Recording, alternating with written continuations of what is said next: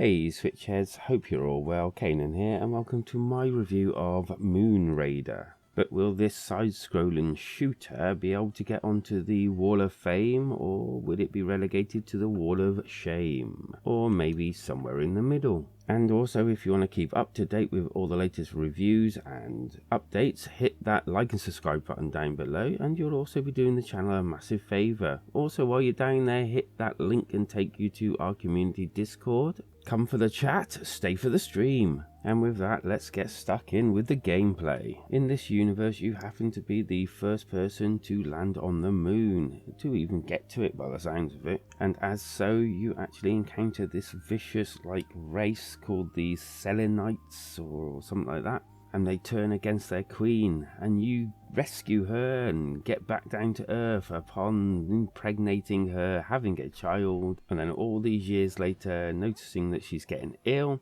The only way to save her is to get these kind of gem things from the actual moon to give her energy, and it's down to your daughter to go and do all of this for you. Okay, it's not the best story out of the books, but at the end of the day it kind of gets you to where you need to be. And upon the moon you'll be doing things like platforming, jumping, double jumping, going up, down, left and right, which kind of makes you think a bit more than just, a side-scrolling shoot 'em up, which is, a little bit better in this case. And with that, on the top left of your screen, you'll see a health bar, which is done in chunks, and then below you get these gem count that can go up, and the more gems you actually collect, and this is used for your special ability that you don't get straight away. Oh no, they make you work for it, but when you actually get it, it's quite a nice little power that lets you phase and go through things whilst blowing them up, and also destroy crates that can't be destroyed by your regular gun. It can also be used to get you into other areas that you couldn't get to before because there was lava and stuff on the floor. And also, if you did a double jump, you kind of activate this power and it turns you into almost like a shuriken type look, which does actually look pretty cool.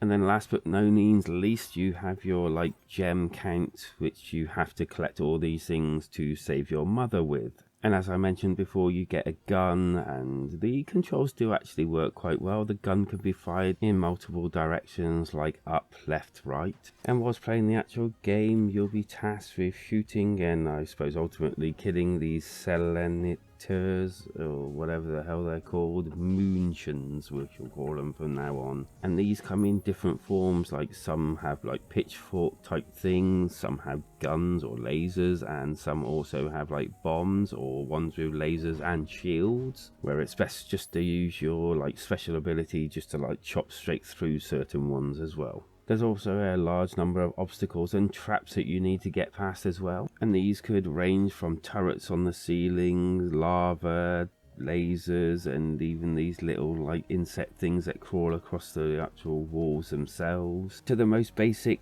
spiky vines. And then there's a slight puzzly part to the game where you have to push buttons or shoot links or these little light bulb type things to deactivate things or make it accessible to get to different areas. There's even occasionally secret rooms you can even go into that will give you things to power up your actual suit to make you a tad little bit more powerful for your journey. And all of these are linked all together by these different sections, and you go through these chutes and come out the other side, and some rooms will have you doing simple things like just collecting gems, which is obviously handy if you want to use your special ability. There's also things like health pickups as well that just give you 1 bar of your health back. And then there's these little aliens that you can also rescue as you go along. They're dotted around, and if you save them they give you a big jewel to help you along your way as well. This is all done single player, but you can actually activate by long pressing the L button the 2-player aspect of the game, which kind of works the same as the single player. But I felt that when me and my wife played it together, kind of you're tethered to each other. So, well, the actual second player is tethered to the actual main player. So while it actually worked and we had a bit of fun with it, it kind of felt a bit awkward at times when one wanted to go in one direction, the other one wanted to go in the other direction, or one of us was just faster at reacting to certain things than the other one. You kind of sometimes get a feeling of being pulled along rather than actually just playing together co-oply. But it is a nice addition, and yeah, I'm glad they put it in there. And lastly, you have your ender level, well, are they ender level bosses? These bosses that appear now and again, they're kind of varied and, you know, they're okay. Each of them are looking different, each of them kind of doing a different thing as well. But I found that kind of like some of them were really easy and some of them were kind of harder, but not for the right reasons. Down to more being pinned into an actual area and not being able to sort of like dodge things properly, as opposed to actually thinking your way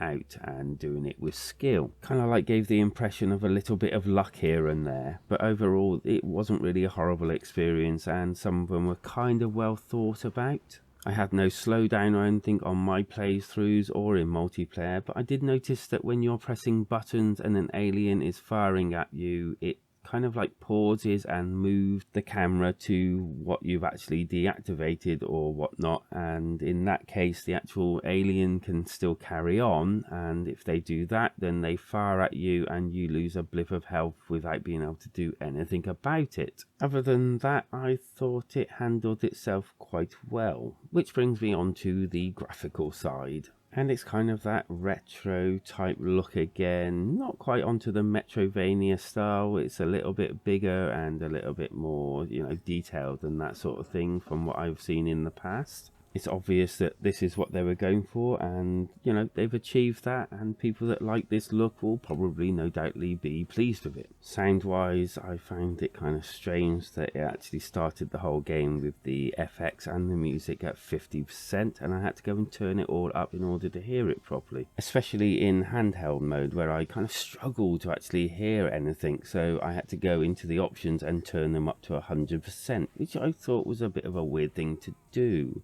But as for those sounds, they were okay. The music was, yeah, okay. The sounds were kind of basic, but they did what they needed to do, and that was about all. Probably the most unimpressive part of the game within itself was the actual audio. I just really felt like it didn't even try to do anything, you know, new or varied.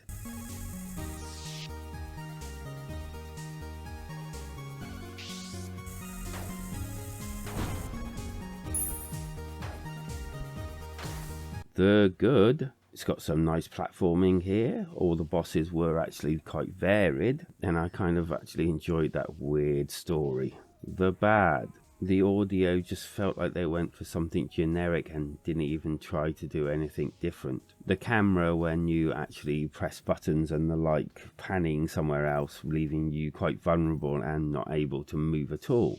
The score. Whilst I did get some enjoyment out of this game and it was an actual fun game to play, I felt like it was a bit too easy in stages and kind of like wouldn't really be any good for hardcore players of the genre, and kind of like aimed more at the casual player. And with that, I'm going to give it a 3 out of 5. It wasn't a bad experience, it wasn't the best experience, but definitely worth playing. That's maybe aimed more at the casual player instead of the hardcore. And as for my alternative, I'm going to suggest Finn and the Ancient Mystery. Now, I've not played this, and I invite anyone that has to come along and actually let us know what it's like. But it does seem to have quite a good few actual different features within the game, and it looks like you're collecting gems as well. And the actual main character looks kind of cool. And so, what are your thoughts on Moon Raider? Leave the comment down below, that's what it's there for. And whilst you're down there, hit that like and subscribe button to be kept up to date on all reviews and updates that I'll be doing in the future, and you'll also be helping the channel out immensely. Why not pop over to the community discords, come for the chat, stay for the actual streaming, and we do it quite often each and every week. The link is down below, because life is better when we switch together.